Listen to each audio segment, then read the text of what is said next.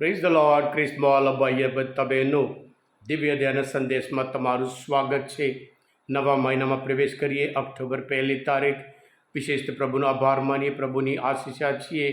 છેલ્લા સપ્ટેમ્બર મહિનામાં પ્રભુ આપણી સાચા રાખ્યા, સંભાળી રાખ્યા, સારી તંદુરસ્ત બક્ષી, અને એ જ રીતે પ્રભુ આપણી સાથેની સાથે રહે, આપણે સાચવી રાખીએ, સંભાળી રાખીએ, સારી તંદુરસ્ત બક્ષે, અને પ્રભુ આપણે વધુ અને વધુ આપણી શ્રદ્ધા વિશ્વાસમાં દ્રઢ બનાવે. સાથે સાથે આજે સંત પુષ્પાવતીનો તહેવાર પણ ઉજવીએ છીએ. ખ્રિસ્તમાં ભયતા બહેનો, સંત પુષ્પાવતી ફ્રાન્સ દેશમાં 1873માં એમનો જન્મ થયો. બહુ મોટું કુટુંબ હતું, પણ પવિત્ર કુટુંબ હતું. અને પુષ્પાવતીને પોતાનું જીવન પ્રભુ માટે અર્પણ કરવાની ઈચ્છા હતી, અને એ પ્રમાણે નિર્ણય લીધો. અને 1897માં તેઓ મરણ પામ્યા.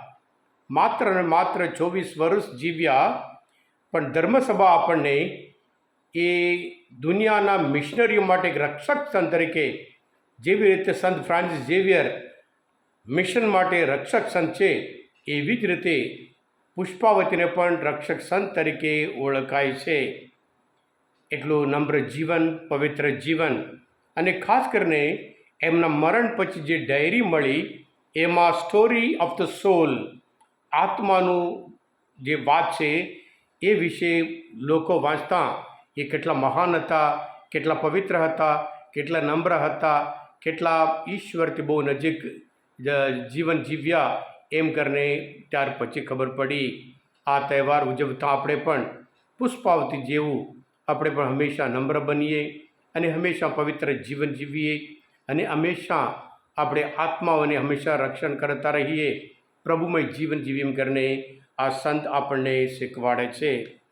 ખ્રિસ્તમાં ભયતા બહેનો, આજના શુભ સંદેશમાં શિષ્ય પ્રભુ પાસે આવીને પૂછે છે, ઈશ્વરના રાજ્યમાં સૌથી મોટું કોણ છે?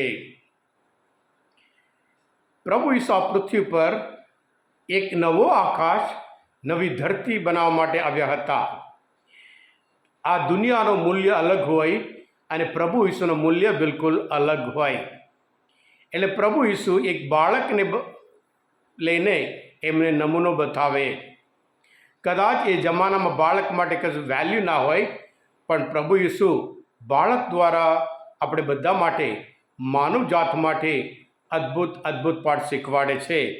પ્રભુ કહે છે, ચોક્કસ માનજો, જ્યાં સુધી તમારી વૃત્તિ ના બદલાય અને તમે બાળક જેવા ના બની જાઓ, ત્યાં સુધી તમે ઈશ્વરના રાજ્યમાં દાખલ થઈ શકવાના નથી. અને જે કોઈ પોતાને નાનામાં નાની બનાવી દેશે, તે ઈશ્વરના રાજ્યમાં સૌથી મોટો ગણાશે. ખ્રિસ્તમાં ભયતા બહેનો, બાળક આપણે બધા જાણીએ છીએ, એ હંમેશા એકદમ સાદું હોય છે, એકદમ કાઇન્ડ હોય છે, એકદમ પ્રેમાળ હોય છે, બીજાને ક્ષમા કરવા તૈયાર છે હંમેશા, અને ખાસ કરીને હંમેશા મા બાપ ઉપર વિશ્વાસ અને બીજા ઉપર વિશ્વાસ રાખે. ટ્રસ્ટ એમના ઉપર જ હોય. એને ખબર છે એકલા જીવી શકે જ નહીં. કદાચ આજે મોડર્ન ડેઝમાં ચાઇલ્ડ રાઇટ્સ એટલે બાળકોનો અધિકાર વિશે સરકાર કાયદો બનાવે છે, પણ એ જમાનામાં એ બધું નથી. આપણે બાળકોને શીખવાડીએ છીએ ઘણું બધું જીવન વિશે, પણ બાળકો જીવન શું છે એમ કરીને એમના જીવન દ્વારા ઘણું બધું આપણને શીખવાડે છે.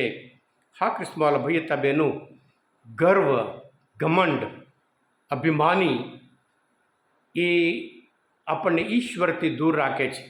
સંત પીતર એમના પહેલા પત્રમાં 5મો અધ્યાયમાં 5મી કલમમાં કહે છે, ઈશ્વર અભિમાનીઓથી વિમુખ થઈ જાય છે, પણ નમ્ર ઉપર કૃપા વરસાવે છે.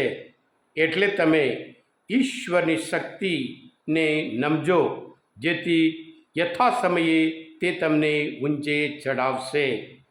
હા ખ્રિસ્તમાં ભયતા બહેનો, શેતાન આપણે જાણીએ છીએ, લુસિફર, એ ઉપર જવા માટે કોશિશ કરી, એના અહમના લીધે, અહંકારના લીધે, ગર્વના લીધે, પણ ઈશ્વર એને નીચે પછાડે છે.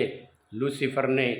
અને એવી જ રીતે જે લોકો ગર્વ સાથે હોય, ઘમંડ સાથે હોય, અભિમાની સાથે હોય, અહંકાર સાથે જીવતા હોય, એ લોકો બહુ ટકવાન નથી. એવો સમય આવશે તેઓ પણ એ બધું એક ઘમંડના લીધે, ગર્વના લીધે લોકો એમને અલગ રાખે અને એ લોકો દુઃખી થશે. જે લોકો નમ્ર છે, મહાન છે એમ કરીને પ્રભુ ઈસુ એમના જીવન દ્વારા અને ઘણા બધા સંતો એમને જીવન દ્વારા અને પુષ્પાવતી એમને જીવન દ્વારા એ પાઠ શીખવાડે છે. આપણે પણ આપણા જીવનમાં નમ્રતા એટલે આપણે નીચું ગણવા નહીં. ઈશ્વર આપણને દરેકને એક અદ્ભુત રીતે બનાવે છે. એટલે આપણે જે છીએ એ આપણે સ્વીકાર કરવાનું છે, જેથી કરી આપણે એ નમ્ર બનીએ છીએ. આપણા કરતાં આપણે ઘણી વખત બીજા કરતાં હું મોટો, બીજા કરતાં હું હોશિયાર છું એમ કરીને બીજા કરતાં આપણે ચડિયાતા છીએ એમ કરીને કમ્પેર કરીએ છીએ. એના લીધે આપણામાં ગર્વ આવી જાય છે અને એના લીધે આપણે દુઃખી થઈએ છીએ. હા કૃષ્ણવાલા ભાઈએ તો બહેનો, નમ્રતા એક મહાન વસ્તુ, મહાન પુણ્ય છે. સંતો હોય, પ્રભુ ઈસુ હોય, આપણને એ જ પાઠ શીખવાડે છે.